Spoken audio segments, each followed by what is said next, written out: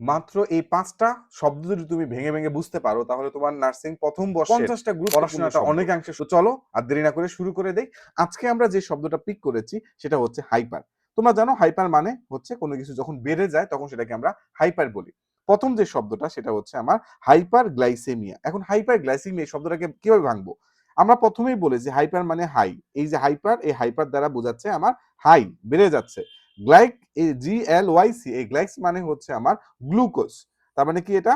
Sugar. Glucose বা sugar. And ইমিয়া মানে হচ্ছে রক্তের মধ্যে। ইমিয়া মানে হচ্ছে ইন ব্লাড মানে রক্তের মধ্যে। তার মানে কি দাঁড়ালো? রক্তের মধ্যে যখন সুগারটা বেড়ে যায় তখন সেটাকে আমরা হাইপারগ্লাইসেমিয়া বলি। ওকে, আমরা কখন হাইপারগ্লাইসেমিয়া বলি? যখন একটা মানুষের ডায়াবেটিস হয় তখন হাইপারগ্লাইসেমিয়া বলি, অথবা কেউ যখন অনেক বেশি পরিমাণ হচ্ছে স্টেরয়েড নেয় তখন তার শরীরে হচ্ছে আমার হাইপারগ্লাইসেমিয়া হতে পারে। এখন হাইপারগ্লাইসেমিয়া যখন হয় তখন আমরা কখন বলবো? যখন আমার সেটা এই গ্লুকোজের মাত্রা মানে ৭ অথবা ৭ এর বেশি হয়। এটার এককটা ইম্পর্টেন্ট, মিলিমোল পার লিটার। এটা ভেরি ভেরি ইম্পর্টেন্ট পরীক্ষার জন্য, নার্সিং প্রথম বর্ষে যে পরীক্ষাগুলো হয় সেটার জন্য খুবই গুরুত্বপূর্ণ। সো হাইপারগ্লাইসেমিয়া মানে রক্তের মধ্যে যখন গ্লুকোজ ৭ বা ৭ এর বেশি হয়ে যায় তখন সেটাকে আমরা হাইপারগ্লাইসেমিয়া বলি। তবে এটা উল্টাটা কি হবে? হাইপোগ্লাইসেমিয়া। শব্দটা কি হবে? HYPO, hypoglycaemia. তার মানে হাইপার মানে বেড়ে যাওয়া, হাইপো মানে কমে যাওয়া। এই গ্লাইসেমিয়া মানেটা কি হচ্ছে? রক্তের মধ্যে গ্লুকোজ বেড়ে গেলে হাইপার বলি, রক্তের মধ্যে গ্লুকোজ কমে গেলে হাইপো বলি। প্রথম শব্দটা একদম ক্লিয়ার। এবার চলে আসি পরের শব্দটাতে। পরের শব্দটা বলেছে হাইপার থাইরয়েডিজম। হাইপার মানে বেশি, থাইরয়েড মানে আমাদের গলার এখানে প্রজাপতির মতো যে দেখতে গ্রন্থি রয়েছে সেই থাইরয়েড গ্রন্থি। এন্ড ইজম মানে একটা কন্ডিশনকে বোঝায়। ইজম মানে একটা কন্ডিশন। ইজম মানে একটা কন্ডিশন। একটা কন্ডিশন, যে কন্ডিশনে আমাদের এই থাইরয়েড গ্ল্যান্ডের অ্যাক্টিভিটিটা বেড়ে যায় সেই কন্ডিশনটাকে বলা হয় হাইপারথাইরয়েডিজম। কখন হইতে পারে? গ্রেভস ডিজিজের ক্ষেত্রে হাইপারথাইরয়েডিজম আমার হইতে পারে।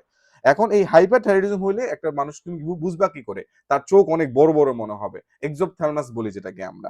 তার মানে যদি আমার এই থাইরয়েড গ্ল্যান্ডের অ্যাক্টিভিটি বেড়ে যায় তখন সেটাকে আমরা বলবো হাইপারথাইরয়েডিজম। ওকে, ২ নাম্বার আমরা পয়েন্টটা বুঝতে পারলাম।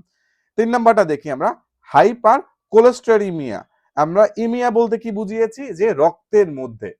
হাইপার মানে কি? বেশি, মানে রক্তের মধ্যে কিছু একটা বেশি। কি বেশি? তোমার কোলেস্টেরিমিয়া মানে কোলেস্টেরল বেশি। কোলেস্টেরল বলতে আমরা নরমালি খারাপ কোলেস্টেরল যেটাকে বুঝি, যেটাকে আমরা বলি এলডিএল। এই এলডিএলটা বেশি। তার মানে রক্তের মধ্যে এমিয়া, রক্তের মধ্যে কোলেস্টেরল বেশি। কেমন কন্ডিশনে? অনেক বেশি, হাইপার। তখন সেটাকে আমরা বলবো হচ্ছে হাইপার কোলেস্টেরেমিয়া।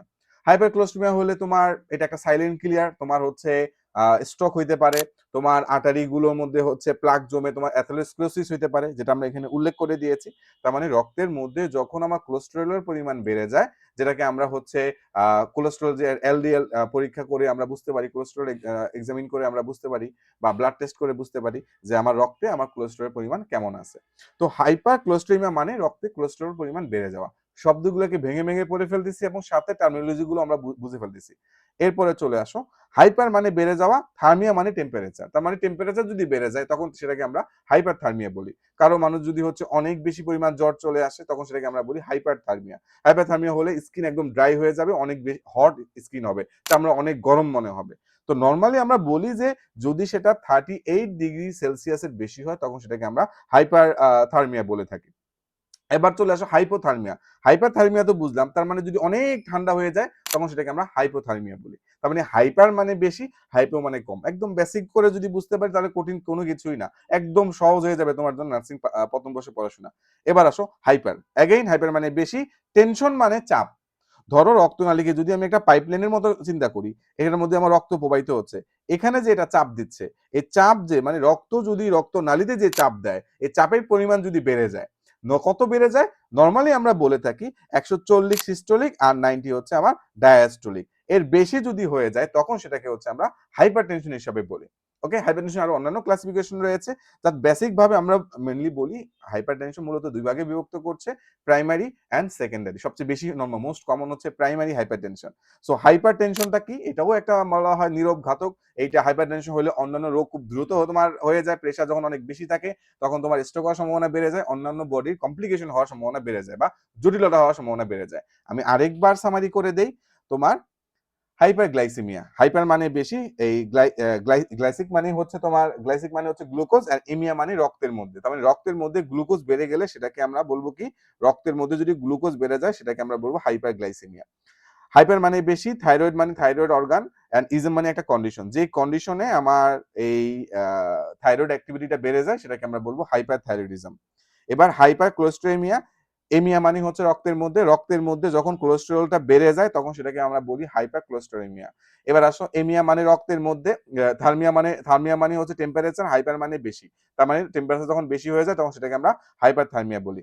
টেনশন মানে হচ্ছে আমাদের চাপ, টেনশন মানে আমাদের চাপ, অ্যান্ড হাইপার মানে বেশি, চাপ যখন বেড়ে যায় কিসের মধ্যে, রক্তনালীতে যখন চাপ বেড়ে যায়, ব্লাড প্রেশার যখন বেড়ে যায়, কতটুকু হবে আমাদের টেম্পারেচার হবে, তোমার প্রেশারটা হবে 140/90, সিস্টোলিক মানে সিস্টোলিক চাপটা কত 140, আর ডায়াস্টোলিক কত 90, এককটা কি হবে millimetre MG, millimetre mercury pressure.